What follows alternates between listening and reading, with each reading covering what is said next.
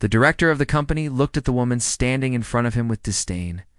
He had asked her to translate an urgent email from Chinese to English, and she had done it wrong. Again, he shook his head and said, "You know, for a so-called professional translator, you sure do make a lot of mistakes." The woman lowered her head in shame. "Director Wong, I'll try to be more careful next time." She didn't dare to look up. She knew that if she did, she would see the disappointment in the director's eyes. "Oh, I don't think you need to bother translating anything else for us today," he replied curtly. "Just go clean the office." The woman raised her head in surprise. "Clean the office? But I am not the janitor." "Well, starting now, you are," he snapped. "Get out of here." The woman felt tears stinging her eyes, but she quickly blinked them away. She couldn't afford to lose this job. She had too many mouths to feed at home. Her husband was sick, and their 2 children were still in school. She took a deep breath and walked slowly out of the director's office. As soon as the door closed behind her, her shoulders slumped, and she let out a sob. It wasn't supposed to be like this. When she had graduated from university, she had been one of the top in her program. She had dreamed of becoming a famous translator, traveling all over the world, meeting new people, and experiencing different cultures. Instead, she was stuck in a small city, doing menial jobs and being treated like a lowly servant. But life had dealt her a bad hand, and she had to make the best of it. She couldn't just sit around and wait for things to improve. She needed to take action. She started cleaning the office, dusting the furniture, and emptying the trash cans. She worked quickly and efficiently, taking pride in her work, even though no one appreciated it. As she worked, she couldn't help but think about how unfair it was. She was a highly educated professional who could speak several languages fluently. Yet, she was relegated to doing janitorial work. But then again, what did she expect? She had chosen this path herself. She had been too proud to accept a lower-paying job, and now she was paying the price. She finished cleaning the office and went to the bathroom to wash her hands when she heard voices. She recognized the director's voice and she strained to listen. "We need to do something about that woman. She is a liability. If she makes one more mistake, our client will fire us, and we can't afford to lose this client." "I agree, but what should we do? She is our best translator. If we let her go, who else will translate for us?" "I've already found someone. A friend of mine recommended her to me. Apparently she is a former colleague of yours. Do you remember Zhang Li? She left the company a few years ago to set up her own business." "Oh yes, I remember her. She was always good at languages, but I don't know about her business skills.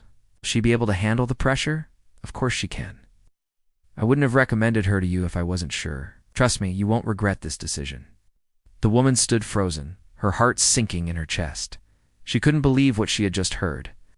They were talking about her planning to get rid of her. She had known that they were unhappy with her, but she hadn't realized that they were willing to go so far. She felt betrayed and angry, but most of all, she felt humiliated. How could they treat her like this? She walked out of the bathroom, her eyes blazing with anger. She confronted the director. "Did you just say my name? What are you talking about?" The director was taken aback by her sudden appearance. He tried to play it cool. "Oh, nothing. Just some office gossip. You don't need to worry about it." "I think I deserve an explanation," she said coldly. "There's nothing to explain." "I don't know what you're talking about," he snapped. He knew that he had been caught, but he wasn't going to admit it. He wasn't going to make it easy for her. He wanted to see how she would react. Would she quit, or would she stay and fight for her job? "You hired me as a translator, not a janitor," she said quietly. "That's right. You're doing a terrible job. I'm considering replacing you," he replied.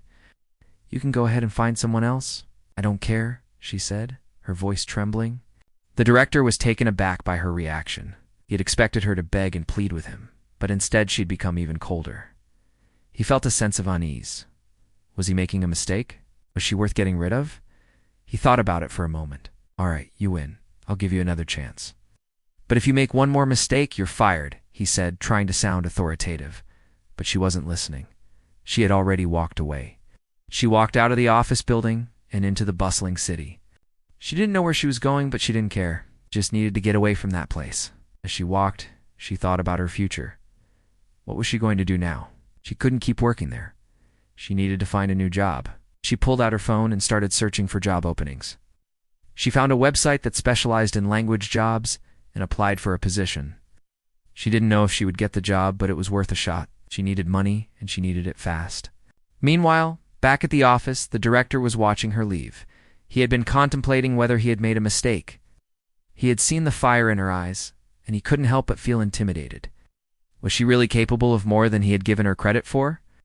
He went back to his office and opened the email she had translated. He read it again, this time more carefully.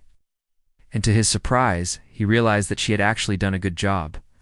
There were a few minor mistakes, but overall it was accurate and fluent. He felt a sense of shame. He had been too quick to judge. He picked up the phone and dialed her number, but it went straight to voicemail. He left a message asking her to call him back, but she never did. He tried again the next day, but it was the same result. He was starting to panic. What if she quit? Who else could he turn to? He thought about Zhang Li, the translator he had hired to replace her, but he couldn't shake off the feeling that she wasn't right for the job. He missed the woman's fiery spirit, her passion for languages. He knew that he had made a mistake. He got up from his desk and walked out of the office. He needed to find her, to apologize, to offer her the job back. He didn't know where she lived, but he was determined to find her. He started by visiting her old apartment, but it was empty, and no one seemed to know where she had gone. He was about to give up when he saw a familiar figure walking down the street. Oh, it was her. He ran towards her, his heart pounding. "Wait, I'm sorry. I want to apologize," he said, out of breath. "I didn't mean what I said. I need you back on the team. Please forgive me." The woman looked at him, her eyes filled with tears. Why? Why should I come back? After what you did, after how you treated me, why would I want to work for you? She asked, her voice shaking. 'Cause I was wrong. You are a talented translator and I need you on my team. I'm sorry for mistreating you. I promise it will never happen again, he said, his voice pleading. The woman hesitated, but the longing in his eyes was too much for her to resist. She had missed him. She had missed the work, the challenges, the camaraderie. Most of all, she had missed the respect. She nodded slowly. All right, I'll come back, but only if you promise to treat me with respect. Of course I promise, he said, relieved. I promise to treat you with the respect you deserve. And so the woman returned to the company.